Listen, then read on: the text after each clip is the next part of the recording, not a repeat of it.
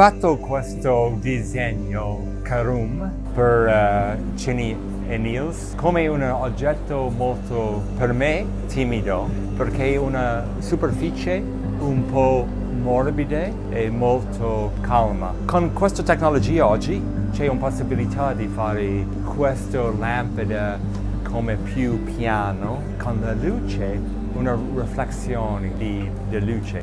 La specchia non è una specchia invece, ma più una lampada.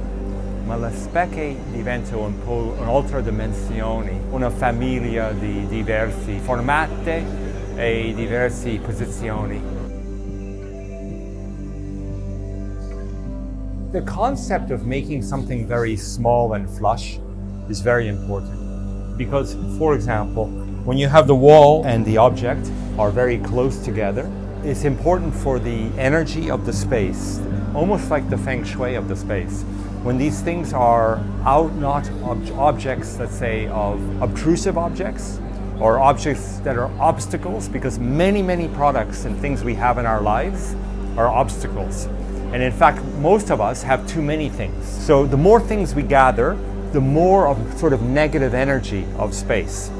And you don't have a good experience or a good sense of living or a good mental well-being. To have good mental well-being, things have to be sort of become soft, like an extension of our organic world, extension of nature, extension of us. I played with some very nice colors, and also colors that flip, that change slightly. When you walk by, you see tonality. It's an opportunity di giocare con diversi finiche. You know, when we use words like calm and comfort, we need to physically and functionally do this. And what I mean by that is, right now I see a lot in the world of, for example, beiges and browns and wood and trying to look like nature. But these objects, if they're not designed in a way that they're comfortable and, let's say, unobtrusive, for example, you can make objects of bliss, objects that make your space feel uplifted.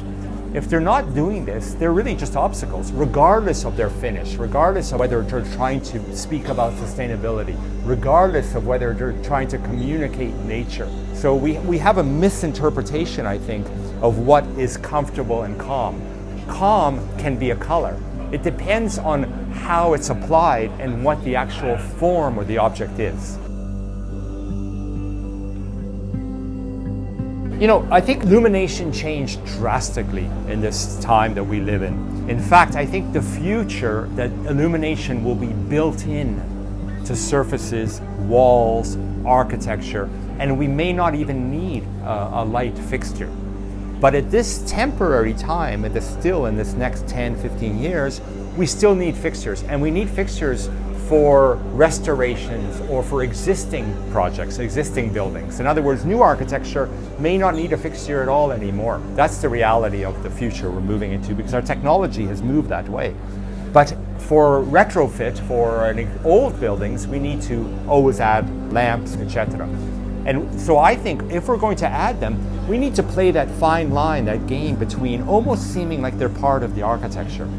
So they start to blend into the walls and into the ceilings and into the space. And that's the reality of the world we live in. Somehow we're still so nostalgic that we're still pushing the idea of physical, large objects to give us light.